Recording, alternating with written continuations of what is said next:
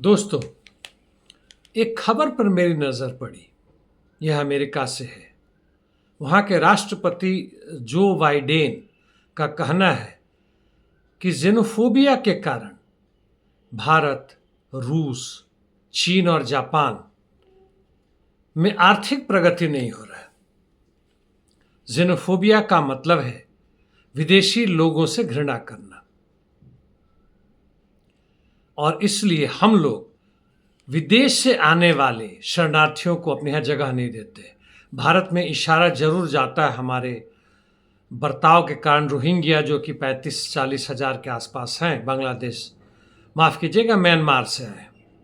बांग्लादेश से भी कुछ शरणार्थी आए हैं जिनके ऊपर इतना हंगामा किया जाता है, CANR से किया जाता है। वैसे वो भूल जाते हैं, भूलने की बीमारी है, वह मानसिक रूप से बहुत स्वस्थ इंसान नहीं है और झूठ भी बड़ी आसानी से बोलते हैं। वैसे ही जैसे अन्य देशों के आजकल के राष्ट्रपति, प्रधानमंत्री और जितने भी शेख वगैरह हैं वो सब उसमें शामिल हैं। मेक्सिको से आए लाखों शरणार्थियों के खिलाफ बाड़े लगाए गए। ये उसके उस तरह से विरोधी नहीं है जैसे ट्रंप है, उनकी पार्टी है, यानी रिपब्लिकन है, लेकिन हैं ये लोग। दूसरी तरफ एक और खबर आई है कि बाइडेन ने जो वहाँ पे कॉलेज के कैंपस में, यूनिवर्सिटी के कैंपस में अमेरिका के जो ज़बरदस्त आंदोलन चल रहा है विद्यार्थियों द्वारा, उस पर लगाम लगाने की बात की है। यह आंदोलन क्यों चल रहा है? यह आंदोलन वहाँ के विद्यार्थियों का इसलिए चल रहा है कि वह कह रहे हैं कि जो अस्त्र शस्त्र इजराइल को दिया जा रहा है, जिसका इजराइल इस्तेमाल कर रहा है जनसंहार में फिलिस्तीन के खिलाफ, बंद किया जाए। वैसे भी अमेरिका के संविधान में यह लिखित है, उसके विदेश नीति में है कि जो देश जनसंहार तरह का चीज करता है, जनता के प्रजातांत्रिक अधिकारों का सम्मान नहीं करता, उसको वो लोग अस्त्र शस्त्र या किसी भी तरह के आर्थिक मदद नहीं करेंगे। इससे बड़ा झूठ और कुछ हो नहीं सकता। अमेरिका का इतिहास ही है ऐसे ही लोगों को मदद करना, तानाशाहों की, फांसीवादियों की, नाजियों की। जर्मनी में भी जो फांसीवाद का जो बढ़ावा आया द्वितीय विश्व युद्ध के पहले, हिटलर और मुसोलिनी इटली के, यह अमेरिकी ही मदद से, और निश्चित रूप से उस समय इंग्लैंड का भी मदद था, जिनको इनको बढ़ावा मिला अस्त्र शस्त्र के रूप में, हर तरह की मदद से। खैर, हम आते हैं ये भारत की बात। जापान और चीन की एक साथ इन्होंने कर दिया। निश्चित रूप से यहाँ के विदेश मंत्री एक वक्तव्य दे देंगे कि गलत बात है, हमारे अंदरूनी मामले में हस्तक्षेप है, वगैरह वगैरह। मैं इसलिए इस बात को कहना चाहता था कि आज का समय कैसा है। जो काम खुद करो ठीक उसका उल्टा बोलो। हमारे देश में लोकसभा के लिए चुनाव चल रहा है, 2 बार हो चुके हैं और 4-5 बार और होने हैं कई जगहों में, चूंकि कई फेज में हो रहा है। किस तरह का झूठ बोला जा रहा है, किस तरह की अफवाहें फैलाई जा रही है, जरा इस पर गौर देना। मैं उनका उदाहरण अभी नहीं लेने जा रहा हूं क्योंकि अभी मसला अलग है। मसला यह है कि पूरे विश्व भर में करोड़ों करोड़ शरणार्थी हैं। मुख्य कारण है युद्ध। जैसे 40-50 लाख लोग यूक्रेन से भागे जब यूक्रेन में युद्ध शुरू हुआ। यही हालत इजराइल और हमास के बीच में युद्ध के कारण हो रहा है।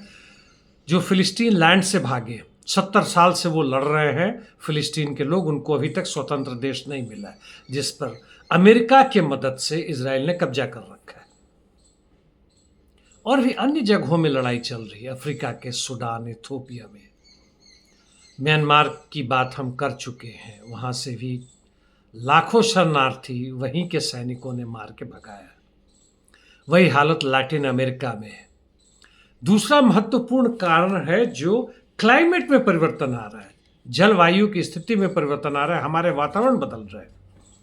भला वातावरण बदलने से, क्लाइमेट में चेंज होने से हम लोग क्यों अपनी जमीन छोड़ के भागेंगे? भारत में कम नजर आ रहा है। वैसे आपको याद होगा कुछ वर्ष पहले मध्य प्रदेश और उसके आसपास के इलाकों से हजारों हजार गाय, भैंस, बैल छोड़ दिए गए क्योंकि चारा ही नहीं था लोग खिला सके। दूध बेचे तो किसको बेचे। तबाही हो रखी थी, बिल्कुल सुखाड़ आ गया था पानी ना होने के कारण। यही हालत लैटिन अमेरिका में चल जाए। समुद्र के तरफ से बाढ़ आते रहे, पानी आता रहा। पहले आते थे 3 से 5 दिन तक, जमीन पर आ जाता था, फिर वापस चले जाते थे। इतना खारा नहीं होता था कि जमीन के उपजाऊपन को खत्म कर दे। अब भी आते हैं, लेकिन थोड़ा अंतर है। अब वह केवल 2-3 किलोमीटर नहीं, 20-25 किलोमीटर अंदर आ जाते हैं। 3 से 5 दिन नहीं, बल्कि 20-25 दिन रुक जाते हैं, और पूरा के पूरे जमीन जो है उसके उपजाऊपन को खत्म कर देते हैं, खारा कर देते हैं। किसान बर्बाद हो गए। ऐसे भी जो अनाज वो उत्पाद करते थे, जैसे भारत में है मिनिमम सपोर्ट प्राइस, यानी न्यूनतम समर्थन मूल्य, यह ना मिलने के कारण, चाहे वो सरकार द्वारा हो या बाजार के द्वारा हो, यानी आप 100 रुपये में 1 टन या 100 किलो गेहूं आपको बनाने में 3 महीने के चक्कर में पैदा कर पाते हैं, तो कम से कम 150-200 में तो बिकना चाहिए, ताकि आप अपने परिवार के साथ जी सके, खा पी सके, बच्चों को शिक्षा दे सके, बीमारी पड़ने पर इलाज करा सके, कुछ आराम भी करें, कुछ घूमे फिरे भी।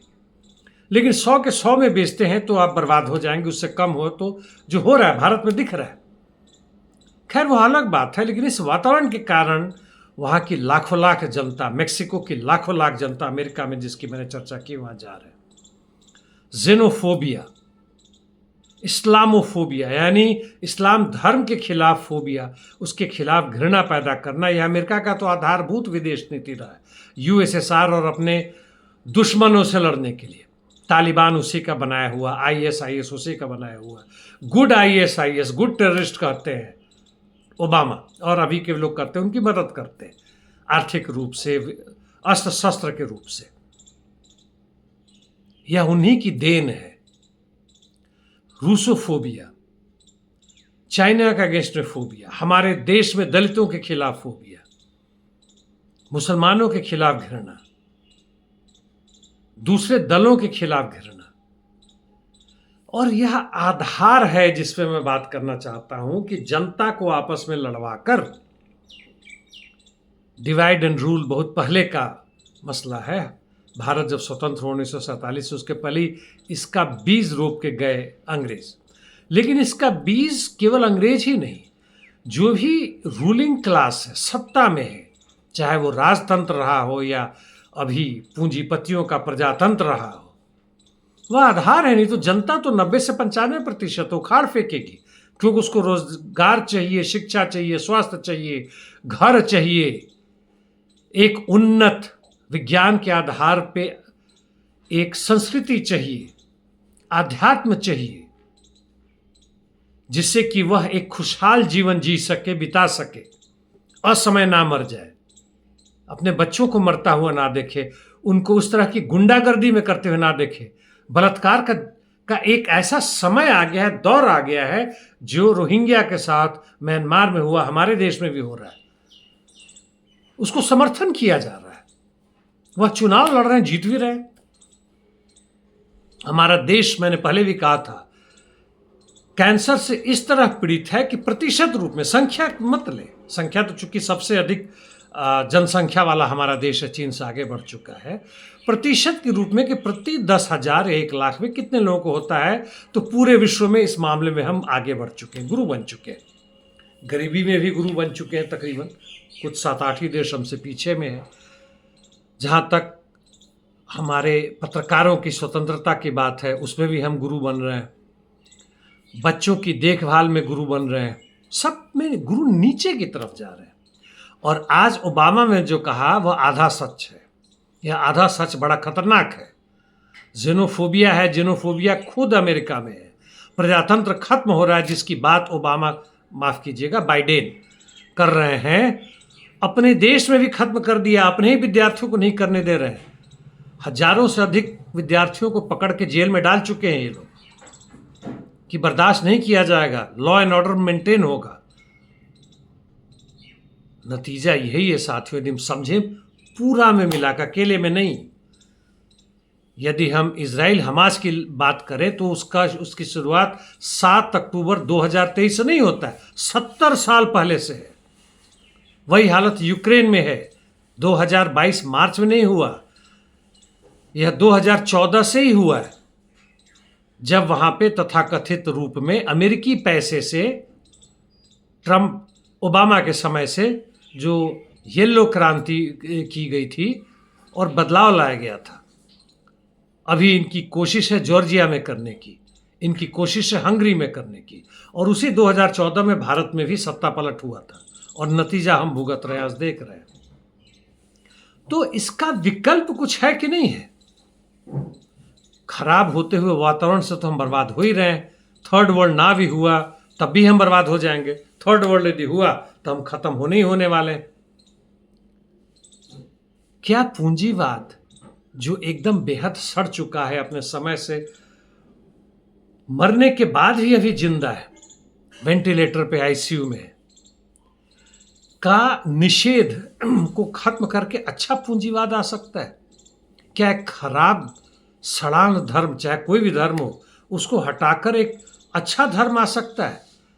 क्या सड़ान संस्कृति जो पहले सैकड़ों साल पहले थे, बिल्कुल गैर बराबरी पर आधारित था, अन्याय और शोषण पर आधारित था, हम फिर से उसमें जाना चाहते हैं? विज्ञान को हम दरकिनार कर दें? जी नहीं दोस्तों, नया विकल्प है, आंखें खोलें। धन्यवाद।